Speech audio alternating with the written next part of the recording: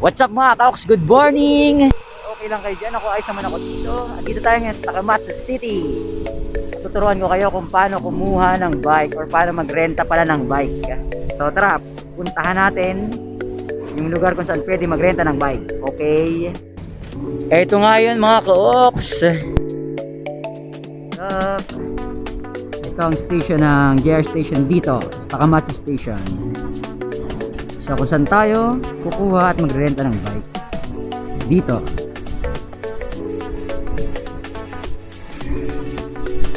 Ito yung lugar. From dito sa station, sa bababa ka dito sa lugar na to. Napakalapit lang. So tara, let's go!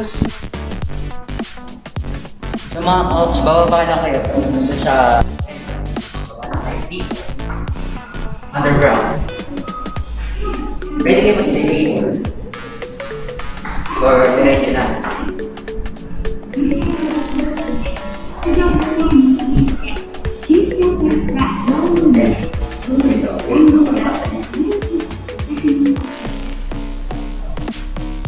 Nakita niyo yan, cycle.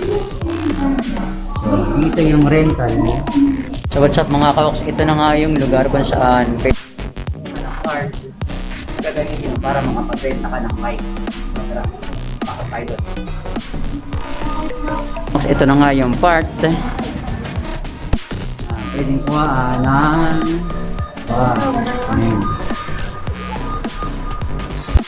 10,000 years later. So what's up mga kaoks, ito na nga at tapos tayong kumuha ng ating card. Ayan siya. So itong card na ito, ito na yung gagamitin natin para makapag-rent ng bike. So hindi ko na nakuha yung saktong process kasi nga bawal mag-video sa part na yun. At nakiusap na lang din ako na kung pwede ba mag-video sa part nito para ma-explain ko lang ng maayos yung mga dapat gawin sa pagkuha ng Eden Cardo dito ay sa pagkuha ng rental card dito sa kanila. So mga kaok, sa pagkuha card, kailangan nyo lang ng agent card kung nagtatrabaho kayo dito. At kung visitors naman kayo dito, pwede rin. Basta kailangan nyo ng passport. At saka kung saan kayo nakahotel. Yun lang ang kailangan para makakuha rin ng card na to. So, hindi naman ganun kahirap. Napakabilis lang. Pupunta lang kayo dun sa front desk sa kanila at bibigyan nila kayo ng papel. Pagkabigay nyo ng agent card nyo or ng passport nyo. Tapos may pipila pa na kayo doon. Napaka-importante na cellphone number at saka na complete address kung saan kayo nakatira dito kung trabaho kayo at kung saan kayo nakahotel kung mga visitors na kayo. So, pwede, walang problema. Kaya, okay di ba? Napakaganda. So, hindi ka na mahirapan mag-taxi, mag-bus, napakalaking tipid. Tsaka, sa loob ng 6 hours, 100 yen lang babayaran nyo or mga 45 pesos sa atin. 10時までです。3で200円です。ただし、6時間以内ですと100円になります。利用自転車は緑の扉から左に曲がります。レンタサイクル自転車が見えます。お好きな自転車を選んでください。必ず高松レンタサイクルと書いた自転車を選んでください。車体番号と鍵番号は同じ番号を確認してください。空気圧の点検やブレーキの利き具合、ライトの点検、ハンドルの高さなど、自転車を出口ゲートまで進んでください。黄色の線上にタイヤを乗せてください。カードを入れます。お金を入れてください。カードを抜きますとゲートが開きます。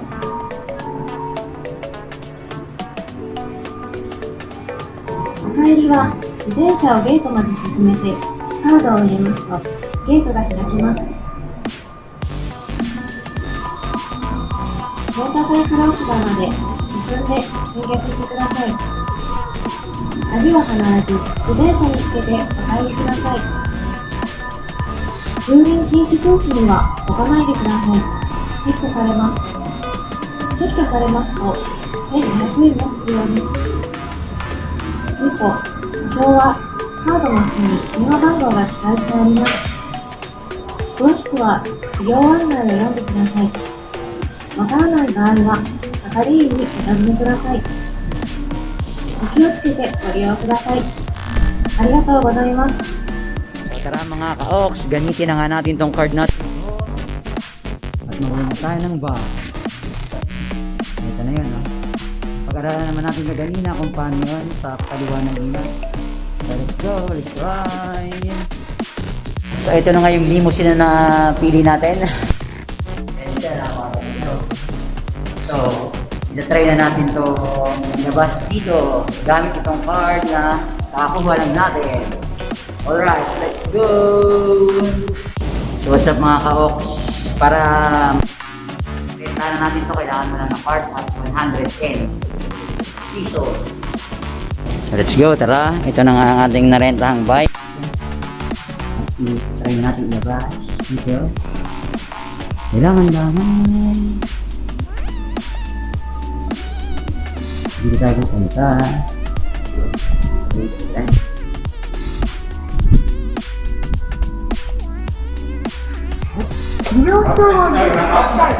Hi, sir. First, ipasok ang card. Sunod. Sunod, maglagay ng 100. Tapos, lalabas na ang 8. Alright, thank you. Ganon. Napakahusay.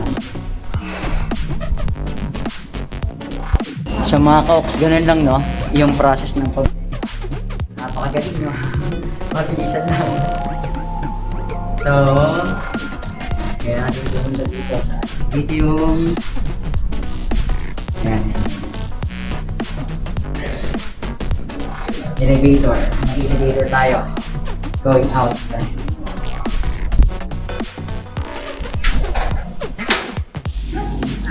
So muli mga ka-ox, dun ang paano kumuha ng rental card. Kapag natapos na lahat ng processing dyan, ay kailangan yung manood ng mga dapat gawin sa may TV iyon. Tapos, pag natapos na kayo dyan lahat, ibibigay na itong card na to. And then, dito naman yung lugar na kung saan ka pwedeng magrenta. Pinakita ko na sa inyo kung paano gawin. Napaka-easy lang. So, yon mga ka-ox. Ganun lang kadali ang pagkuha ng card, ng rental card sa bike para makapagrenta ka ng bike. Okay? Hindi? P1. Hindi pa na napindot. Ayan na, going up na tayo. So, ito yung bike natin nire-rentahan ngayon. Alright, ito na nga tayo sa may labas. Diyan ka muna.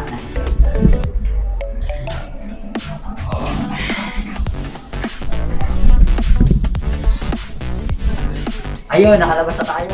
So, yun na nga mga ka-ox, no? Ganun lang kumuha ng rental card para makapagrenta ka ng bike dito sa Japan. Dito yan sa Takamatsu City. Bago ko pala makalimutan, no? Ang pagkuha ng card ay walang bayad. Magbabayad ka na lang ng 100 kapag mismo nga arkila ka na ng bike. So yun nga, dito lang yan sa Takamatsu City, sa may Takamatsu Station malapit. Labas na paglabas mo sa may station, right side lang, may kita mo sila. So, yun nga. Ganun lang kasimple yung pagkuha ng card dito para makapagrenta ng bike. So, kahit ano ka lang, kahit pumapasyal ka lang dito, makakuha ka gamit lang ang passport at saka yung hotel address mo, pati hotel telephone number ng hotel. Yun lang ang kailangan para makakuha ka rin ng card. So, napakatipid kasi nito. Makakapaglibot ka na hindi hassle sa oras, hindi hassle sa biyahe, saka may libot mo talaga ng maayos na hindi ka napapagod. So let's go na mga ka-ox. Para na tayo at i-enjoy natin to. Taro! Let's go!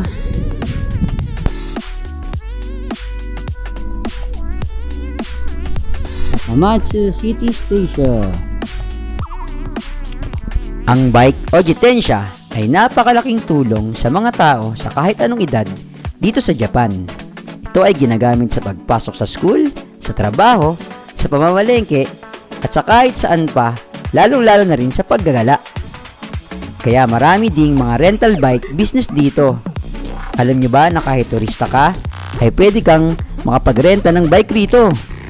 Ang kailangan lang ay ang inyong pasaporte at kompletong address, telephone number ng accommodation nyo rito, at alien card at kompletong address ng bahay at telephone number mo or telephone number ng company mo kung ikaw ay nag-work dito. Ang karaniwang bisikletang marerentahan dito ay ang Mamachari or Mom's Bike. Ito yung bisikletang naka-butterfly na may basket sa harap, may bell, may simpleng lock, may cargo bracket na walang kambyo. May ilan lang ding pinaparentahan ditong mga road bike at iba pang mga mountain bikes. Ang presyo ay naglalaro sa 100 yen or 45 pesos hanggang 2,000 yen or 900 pesos. Depende sa klase ng bike at depende rin sa lugar na pagrentahan ninyo. Oh, bago tumawid, alam nyo na. Sa right, din sa left. Pag wala, tawid.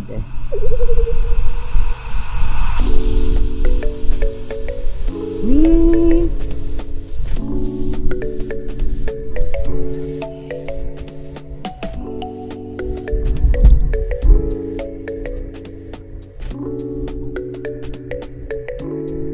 So mga koks, nandito nga tayo sa Sanfort ngayon or San Poto. Yun tayo sa may taas ng building na yan galing kanina. So let's go! Tuloy-tuloy lang, gala. Ayan, marami dito namimingwit. Saka itong lugar na to, puntahan talaga to ng mga nagpapasyal or gusto aliw-aliw. Yan, mga namimingwit, marami dito.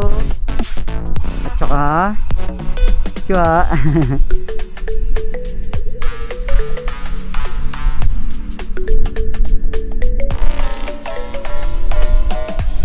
Marami dito nagde-date. So yung mga magjojowa na mag-asawa pumunta dito, pati na rin yung mga gaya kong single. So tara, hanap muna tayo ng paradahan. Parada muna natin itong bike natin dito.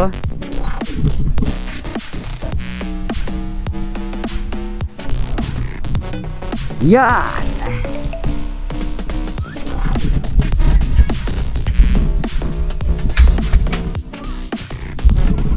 So pinarada na muna natin yung bike natin dito. Kailangan natin itong ilak siyempre. Hindi natin ang susi. Kaganyan hindi natin nalak. Buti na lang super safe dito sa Japan. Kaya ayan, babay muna at maglalakad-lakad tayo. Mas maganda kasi maglakad dito. So let's go! Let's go!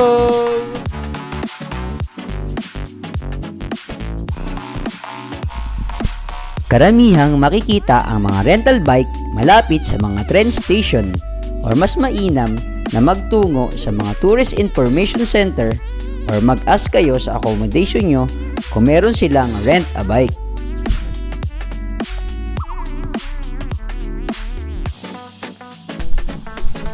Ibang meron dito isang photos ng mga isla dito.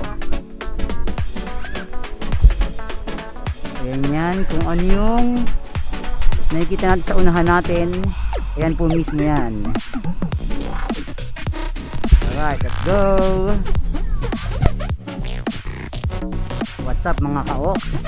Andito tayo sa Sanford, Takamatsu City. Ito ay isang lugar na pamimitan at syempre pasyalan na rin ng mga magjojowa, mag-asawa at single na gaya ko.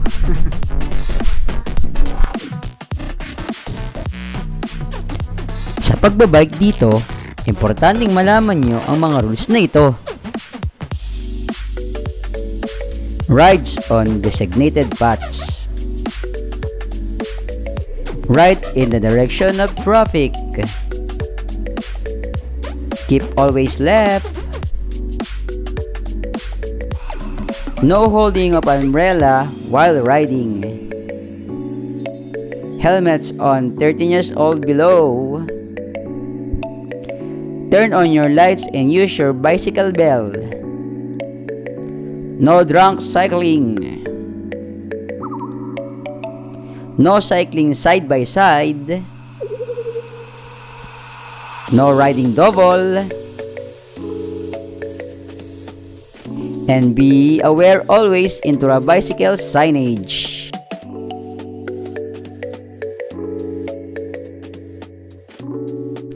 At babala, wag na wag po ninyong gagayahin ang aking ginawa na may hawak ng cellphone habang nagra-rides. Bawal din po iyan.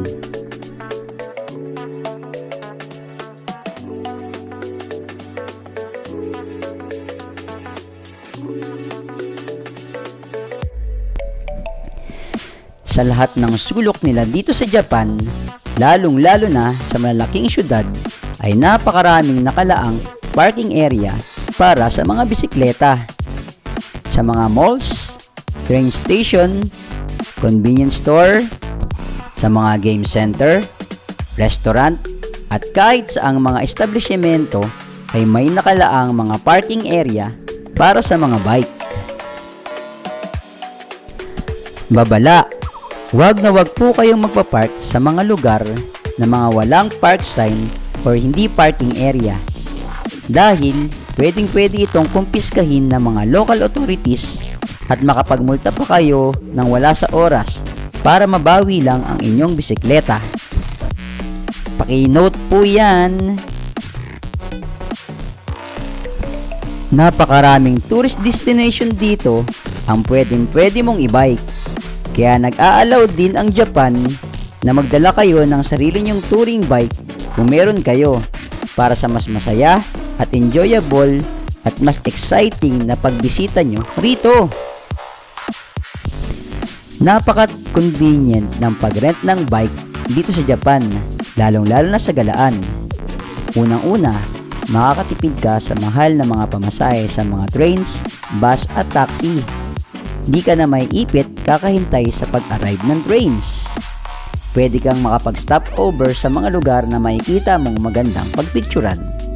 Hindi ka mahihirapan sa mga malalayong lakarin. Mapupuntahan mo pa ang mga lugar na gusto mong puntahan na hindi magigipit sa oras at hindi nagmamadali. At higit sa lahat, mas malilibot nyo o mas mapapamiliarize kayo sa lugar. Kung hindi nyo alam ang lugar at daan na pupuntahan nyo, pwede kayong gumamit ng Google Map. At wag na wag kayong mahihiyang magtanong sa mga Japanese. Promise, tuturuan kayo niyang mga yan. Yung iba pa nga, ihahatid pa kayo kung saang lugar kayo pupunta. Mas okay yun, di ba? Dahil nakapagkomunikasyon na nga kayo sa kanila at magkakaroon pa kayo ng kaibigan. Pero ito ay may isasuggest ko lang sa inyo kung balak nyong mag-stay sa isang syudad. For example, sa Tokyo, na sunod-sunod ang mga tourist spot, hindi na kayo ma-hassle na magsakay baba sa mga train. Pero kung balak nyong mag city to city in a day, nako, ibang usapan na yan. Need nyo nang mag bullet train. At mga ka-ox, wag na wag nyong kalimutang isauli ang mga bike na hiniram nyo sa tamang oras. Okay?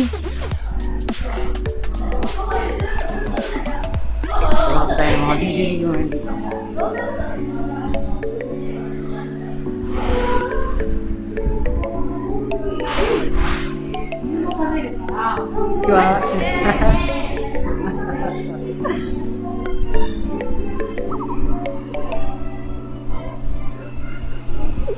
Eh, yung mga batang oras dito, alam na alam nila pag may yung mga ganito eh.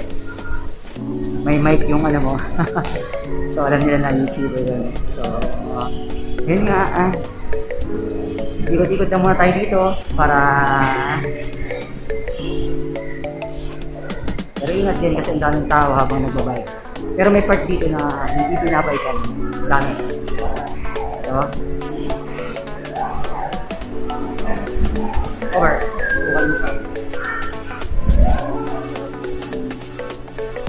So, muna. Delikado. Sabi niya eh.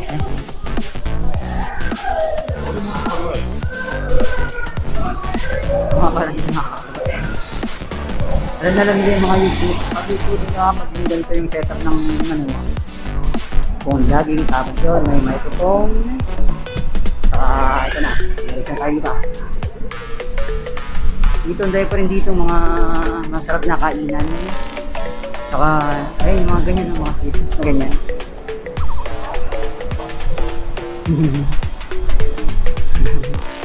Para ito nakakarawit visit. So mga ka-ops, yun na nga. Hanggang dito na lang ang ating vlog. Naway nag-enjoy kayo, napusog kami ng mga mata. At nasayahan kayo na walang mga kaburyuhan dyan. So, paano? Hindi ko na alam tatapusin ito eh. So, hanggang sa muli Oh, nag-upload pala ako. Hindi ako makapag-out. So mga ka-ops, hanggang sa muli Yung mga bago ko pa lang, please subscribe na kayo para ma-notify. At hit yung notification bell para ma-notify kayo sa mga susunod nating video. Dito sa Japan, mga gala sa Japan, OFW, discarding OFW. Alright mga ka-ops, bye-bye, I love you, God bless all.